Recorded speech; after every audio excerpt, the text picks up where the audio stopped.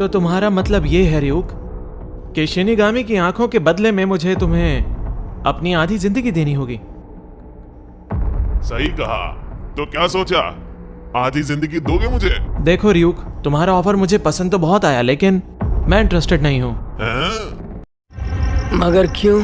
फिर मैंने रियुक को बताया कि ये डील मुझे इसलिए पसंद नहीं आई क्योंकि इसमें मेरी जिंदगी कम हो रही थी। अच्छा।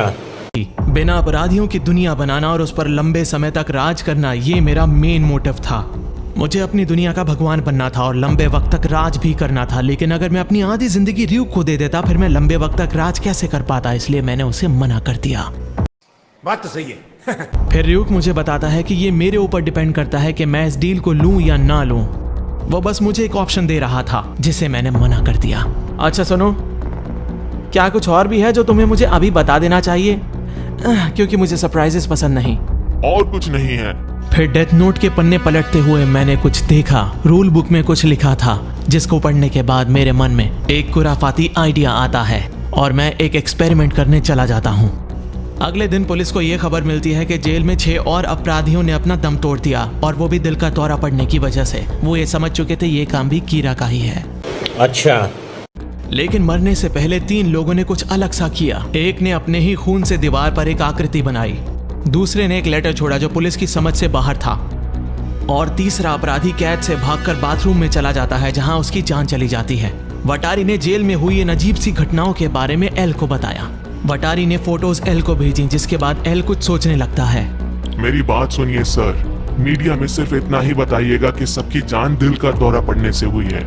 कीरा मारने से पहले एक्सपेरिमेंट कर रहा है और उसे ये नहीं पता चलना चाहिए कि उसके एक्सपेरिमेंट काम कर रहे हैं। एल अब भी इस चीज से परेशान है कि आखिर इन किलिंग्स और इन एक्सपेरिमेंट्स के पीछे कीरा का यानी कि मेरा मोटिव क्या है।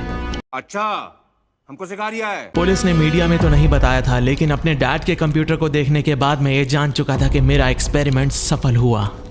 मरने से पहले पिक्चर बनाने, लेटर लिखने और बाथरूम में जाकर दम तोड़ने के बारे में मैंने ही डेथ नोट में लिखा था रियुक। लेकिन बाकी 3 के मरने की वजह मैंने बहुत ही अटपटी चुनी थी रियुक। जैसे एक के बारे में मैंने लिखा था कि आईफिल टावर के सामने उसकी मौत 6 बजे होगी। अच्छा। और किसी के लिए भी जापान से फ्रांस 1 घंटे में पहुंचना नामुमकिन है। बात तो सही है। ऐसा नहीं हुआ, इसलिए उस शख्स की मौत हार्ट अटैक से हुई। दूसरे अपराधी के लिए मैंने लिखा कि उसको एल का चेहरा दीवार पर ड्रॉ करना है। अच्छा। लेकिन किसी ने एल का चेहरा नहीं देखा, इसलिए उसकी मौत भी दिल का दौरा पड़ने से हो गई। और तीसरे अपराधी के लिए मैंने ये लिखा कि उसे एक नोट बनाना है जिसमें उसे ये लिखना है कि पुलिस एल के ऊपर शक करती है। अच्छा। मुझे लग रहा था कि शायद ये काम करेगा, लेकिन उसने ऐसा कुछ नहीं लिखा। इसका मतलब है लोग वो चीजें नहीं लिख सकते जिसके बारे में उन्हें नहीं पता हो। इस एक्सपेरिमेंट के बाद मैं ये समझ चुका था कि इम्पॉसिबल चीजें डेथ नोट में लिखने के बाद भी नामुमकिन है। अच्छा। लेकिन आखिर तुम करना क्या चाहते हो लाइट? देखो, अब कुछ टाइम तक पुलिस उस लेटर और उस पिक्चर में उलझी रहेगी, लेकिन जो मेरा मैसेज है उसे पढ़ने के लिए बहुत दिमाग चाहिए, और मुझे लगता है कि इतना दिमाग एल में जरूर होगा।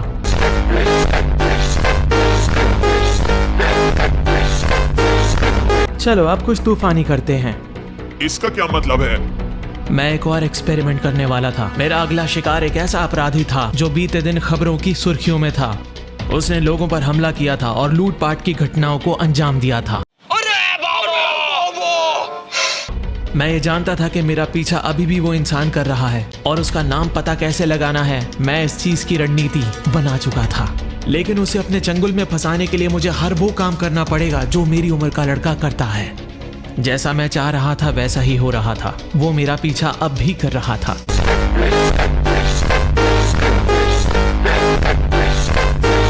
तुम डेट पर जा रहे हो? हाँ, मेरी उम्र के लड़के आमतौर पर डेट पर जाते हैं। बहुत तेज हो रहा है। इससे उस पीछा करने वाले शख्स को मेरे ऊपर शक नहीं होगा। लेकिन तुम उस इंसान का नाम कैसे पता लगाओगे लाइट? मुझे समझ में नहीं आ रहा। मैंने सब कुछ प्लान करके डेथ नोट में लिख दिया था, तुमने पढ़ा नहीं क्या? मुझे ताका झाकी करना पसंद नहीं है। तो चुपचाप मेरे साथ चलो और मजे लो। ठीक है, समझ गया। ओह सो सॉरी, मैं लेट हो गया। मेरा प्लान बखूबी काम कर रहा था। उस एजेंट को ऐसा लग रहा था कि मैं वो हर काम कर रहा हूँ जो मेरी उम्र के लड़के आमतौर पर करते हैं। अच्छा, हमको सिखा रिया है। अब उसका शक मेरे ऊपर से लगभग पूरी तरह से खत्म हो रहा था। मैं जानता था कि वो बहुत दिनों से मेरा पीछा कर रहा है, इसलिए मैंने उसे शक करने का मौका भी नहीं दिया था।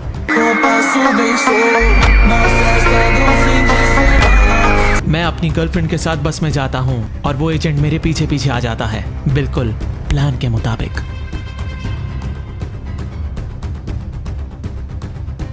अगले स्टॉप पर वो क्रिमिनल बस में चढ़ता है। ये फंस गया सीएम। वो बस पर कब्जा करने की बात करता है, जिससे सारे पैसेंजर्स में हड़कंप मच जाता है। वो बंदूक की नोक पर ड्राइवर से कुछ डिमांड करता है। वो क्रिमिनल ड्राइवर को किसी को फोन करने के लिए कहता है। फिर वो ड्राइवर से फोन छीनता है और फिरौती की डिमांड करता है। वो फोन पर यह चेतावनी भी देता है कि अगर पुलिस को खबर करने की कोशिश की तो वो सारे पैसेंजर्स को मौत के घाट उतार देगा। ये फंस गया सी। फिर मैं अपनी गर्लफ्रेंड से उस क्रिमिनल के ऊपर हमला करने की बात करता हूँ। मैं इतनी तेज बात करता हूँ ताकि मेरे पीछे बैठा एजेंट भी हमारी बात आराम से सुन ले। बहुत तेज हो रहा है। वो मुझे ऐसा कुछ करने के लिए मना करता है। वो कहता है कि अगर कोई खतरा लेगा तो वो मैं हूँ। फिर मैं उस एजेंट से कहता हूँ कि मुझे उस पर भरोसा नहीं है और मुझे शक है कि शायद वो भी उस अपराधी से मिला हुआ है। मुझे यकीन दिलाने के लिए वो अपने FBI का बैज मुझे दिखा देता है, जिसमें उसका नाम भी लिखा होता है। और तब मुझे इस बात का एहसास होता है कि एल ने उन सारे पुलिस ऑफिशियल्स के पीछे FBI को लगा रखा है जिन पर उसको शक था। मैं एजेंट का नाम जान चुका था। फिर मैं जानबूझकर अपनी जेब से एक कागज गिरा देता हूँ और उसके बाद वो मेरे पास आकर उस कागज को उठा लेता है। अब आएगा मजा। लेकिन एक सेकंड। वो क्रिमिनल र्यूक को देखकर बुरी तरह डर जाता है। क्या तुम मुझसे कुछ कह रहे हो? क्या तुम मुझे देख और सुन सकते हो? बताओ।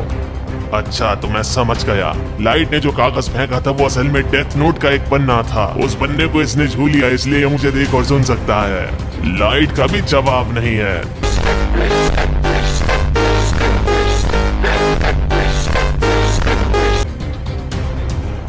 माफ करना दोस्त, इन मामूली गोलियों की मदद से तुम मुझे नहीं मार पाओगे।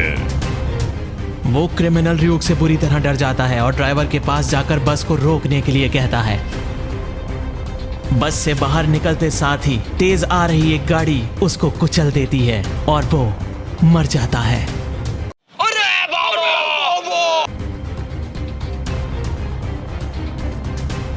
सब कुछ बिल्कुल वैसा ही होता है जैसा मैंने प्लान किया होता है। मैंने उस क्रिमिनल को मार भी दिया था और उस FBI एजेंट का नाम भी मेरे पास आ चुका था।